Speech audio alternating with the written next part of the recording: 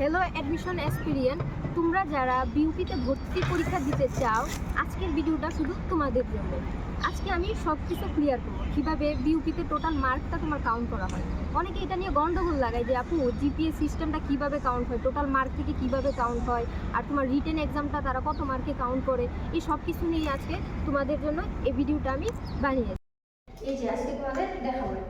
দেখো, যে admission body আছে তারা কিন্তু টোটাল তোমার 100 মার্কের কাউন্ট করে। তারা হচ্ছে টোটাল তোমার 100 মার্কের কাউন্ট করে। এই 100 মার্কটাকে তারা দুই ভাগে ভাগ করে। কিভাবে? এই যে এই 100 মার্কটাকে তারা হচ্ছে 55, হ্যাঁ, 55 মার্ক রাখে এই পোর্শনে, আর 45 মার্ক রাখে হচ্ছে তোমার এই পোর্শনে। এখন এই 55 হচ্ছে তোমার রিটেন, অনলি কি রিটেন, যেটা হচ্ছে তুমি বিউপিতে আইসা পরীক্ষা দিবা রিটেনের মার্ক। আর এই 45% মার্কটা তোমার ভ্যারি করে তোমার এসএসসি আর এইচএসসি মোট মার্কের উপর। এই যে এসএসসি প্লাস হচ্ছে এইচএসসি এর কিসের উপর? মোট মার্কের উপর।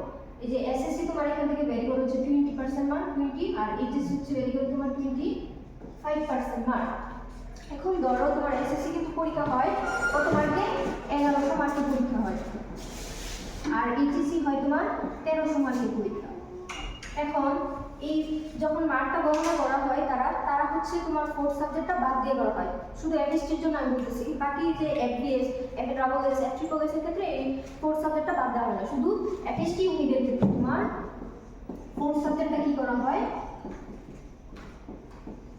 বাদ দেওয়া হয়। শুধু ফোর্থ সাবজেক্টটা তোমার বাদ দেওয়া হয়। এখন দেখো, সে ফর এক্সাম্পল এখান থেকে যদি বাদ দাও তাহলে তোমার মোট মার্ক থেকে কি 1000, আর তাহলে ফোর্থ সাবজেক্ট দিয়ে ধরো তুমি মার্ক পাইলা কত 900, তাহলে এটাকে তারা কাউন্ট করে 20% নিয়ে আসবে, আর এটাকে তারা 1200 থেকে তুমি দেখবে 1200 থেকে তুমি মোট কত মার্ক পাও ফোর্থ সাবজেক্ট বাদ দিয়ে, তখন এটাকে নিয়ে আসবো তারা গভর্নমেন্ট যে অ্যাডমিশন বোর্ডিং আছে তারা হচ্ছে 25% মার্কে নিয়ে আসবে। এই হচ্ছে তোমার 45, আর বাকি যে 55 এটা হচ্ছে তোমার রিটেন। রিটেন কত? এফএসটিতে আমরা জানি রিটেন কত, এফএসটিতে আমরা রিটেন জানি কত, এফএসটিতে তোমার রিটেন মার্ক আসে কত? 80 মার্কের পরীক্ষা হয়। 80 মার্কের থেকে তোমার 60 মার্কের এক্সাম করা লাগে। 60 মার্ক হচ্ছে এক্সামে অ্যানসার করা লাগে। এই 60% মার্ক পেয়ে তারা হচ্ছে 55 এ কনভার্ট করে নিয়ে আসবে। তারা হচ্ছে 55 এ কনভার্ট করে নিয়ে আসবে। ধরো তুমি এই 60 মার্ক থেকে তুমি ধরো 55 পাইছো, তাহলে এটাকে তারা 55 এ কনভার্ট করে নিয়ে আসবে কিভাবে? এই যে ভাগ দিবে হচ্ছে কত? 60 ইনটু 55। এখন যা মার্ক আসবে সেটাই হচ্ছে তোমার 55 থেকে কাউন্ট হবে, আর এখান থেকে মার্ক কাউন্ট করে তোমার মোট মার্কটা তারা নিয়ে নেবে। এই ভিডিও, আশা করি এই ভিডিওটা তোমাদের খুব কাজে আসবে।